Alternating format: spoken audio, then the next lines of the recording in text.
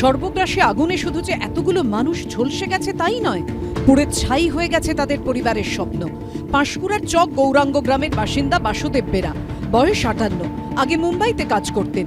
কয়েক মাস হলো ফিরে এসে এখানেই কাজ শুরু করেছিলেন, কিন্তু কে জানতো তার পরিণতি এমন হবে। আগে মুম্বাইতে কাজ করতাম, থাকতে পারিনি বলে দেশ চলে আসছে। একটা ছোট ছেলে আছে, ও খুব ওর দাদুকে ভালোবাসে, ওই জন্য বাইরে আর থাকেনি, চলে আসছে দেশ, এখানেই থেকে কাজ করবে বলে। রবিবার রাত্রে আমাদের সাথে কথা হয়নি, ওর ছেলের সাথে কথা হচ্ছে। বলছিল যে কোচি আমার কাজ হয়ে গেছে, আমি সোমবার সকালে বাড়ি চলে যাব।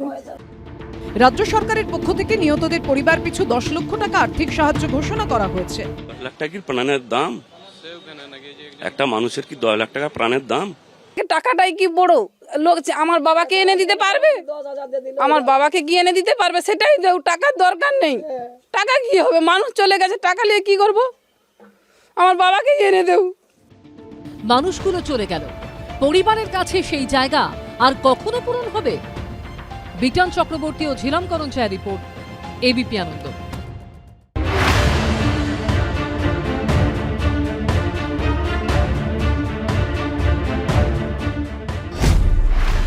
ঘটনায় মৃত্যু হয়েছে মহারাষ্ট্রের উপমুখ্যমন্ত্রী ও এনসিপি প্রধান অজিত পাওয়ারের।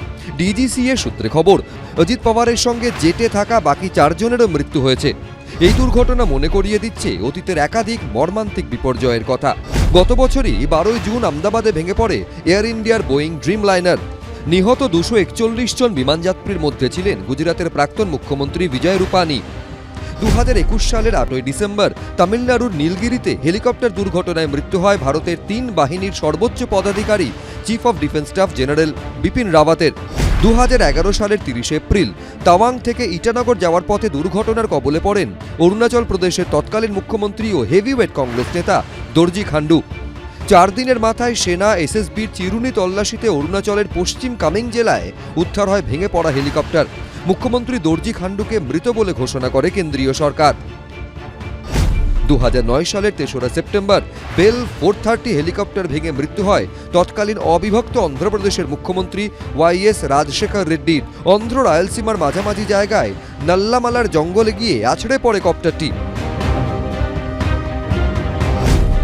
2002 সালের 3রা মার্চ অন্ধ্রপ্রদেশের পশ্চিম গোদাবরী জেলায় বিমান দুর্ঘটনায় মৃত্যু হয় বাজপেয়ী জমানার লোকসভার স্পিকার জিএস বালাযোগীর। তার আগের বছরই 30 সেপ্টেম্বর উত্তরপ্রদেশের মঈনপুরীতে বিমান দুর্ঘটনায় প্রাণ হারান দেশের প্রাক্তন বিমানমন্ত্রী মাধব রাও সিন্ধিয়া। 1980 সালের 23 জুন নয়াদিল্লির সফদরজং বিমানবন্দরের কাছে বিমান দুর্ঘটনার কবলে পড়ে মৃত্যু হয় ইন্দিরা পুত্র সঞ্জয় গান্ধীর। আর এবার সেই একই পরিণতি হলো মহারাষ্ট্রের উপমুখ্যমন্ত্রী অজিত পাওয়ারের। এবিপি আনন্দ। এবিপি আনন্দ, এগিয়ে থাকে, এগিয়ে রাখে।